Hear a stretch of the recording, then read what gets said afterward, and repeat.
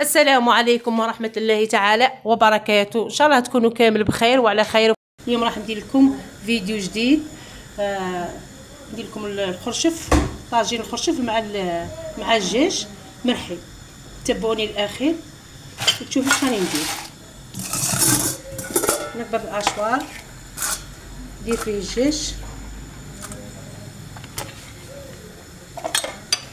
ندير معاه القزبر،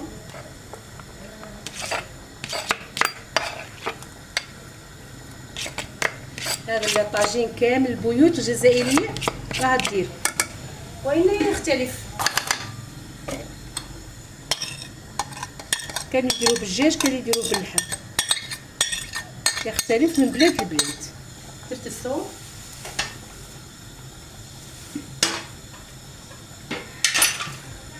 ندير شويه تاع بصله، درت الثوم، القزبر، الكركم، فلفل عكري، الكمون، شويه تاع كرويه تعطي لي البناء، بسباس مرحي وراس الحانوت، فرق كل شيء، هريسه، موتار، دير فلفل، ندير الملح، رشه تاع ملح، ندير فلفل عكري، فلفل اسود، ندير زوج مقارف تاع الزيت، العصره تاع ليم. الدجاج دائما نقول لكم ديروا الليم باه يجيش ناشف، يجي مليح.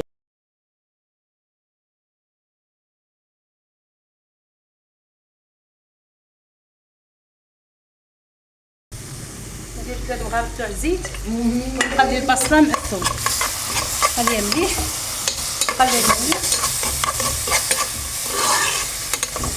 هنا ما نديرش توابل، راني دايره في الدجاج، ندير غير الفلفل الاسود والملح، ندير الملح،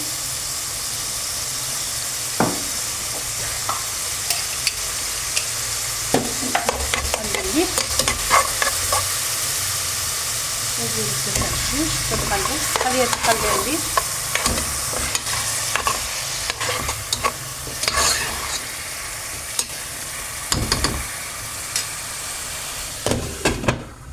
نقص عليها النار، نخليها تتقلى مليح. ندير اصابع على شكل مرقاز، ونديرو هنايا في الفرينه،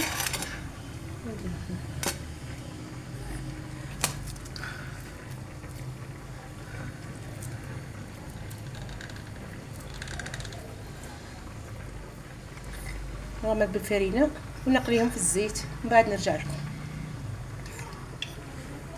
نص وراني نطيب في الخرشف، نطيبه وحده بالملح، ومن بعد نرمي اثنين، نخليه يتقلى الحمص على نار هاديه.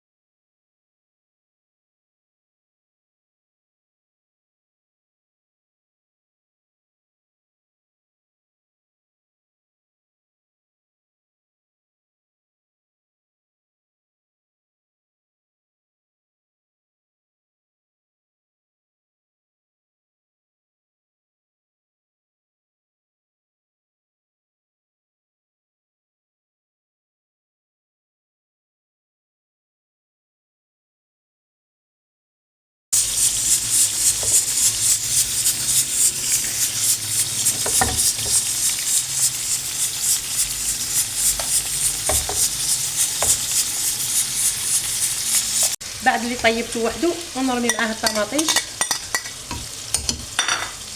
ونقلي مليح مع الرجل تاع الفخر تاع الدجاج.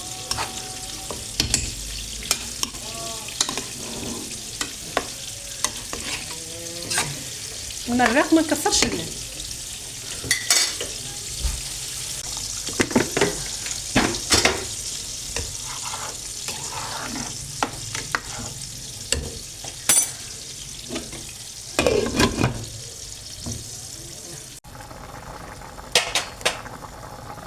نضربهم في الماء مع الدجاج طيب.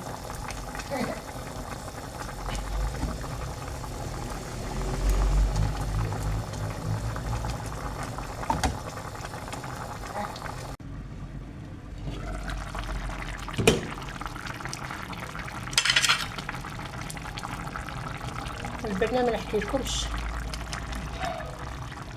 خلوها حتى تولي عاقده.